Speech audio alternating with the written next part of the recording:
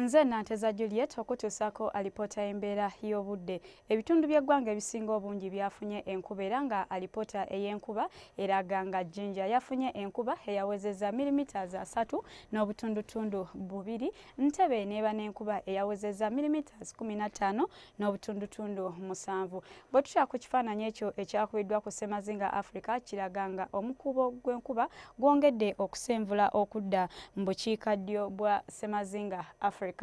Ku makya tusuubira okeera n'akasana okwaka ng'ate bwe kakubakubamu mu bitundu by'eggwanga ebisinga obungi okuggyako ebitundu ebimu eby'omu bugwanjuba ssaako ne ku lubalama lw'ennyanja Nalubaale nga tusuubira okeera n'enkuba. Ate olw'eggulo ebitundu ebyo eby'omu bukiikakkono Kasese ssaako ne mu nsozi ez'e Kabaale tusuubira okubaayo n'enkuba nga n'olw'embeera eyo ebbugumu mu bukiikakkono ssaako ne mu buvanjuba tuyisuubira okutuuka ku degrees 29. Kampala ssaako n'emirano ebbugumu tuyise okutuuka ku degrees 27. Olwo ne mu nsozi ez'e Kabaale ebbugumu tuyise okutuuka ku degrees 24.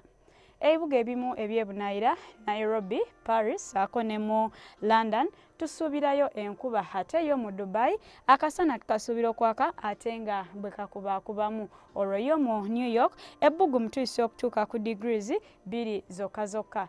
Ebyo bye tusobodde okufunira kuva mu kitongole ky'eggwanga ekivunaanyizibwa ku y'embeera y'obudde wamu ne UBC TV. Tubaagaliza Christmas ennungi.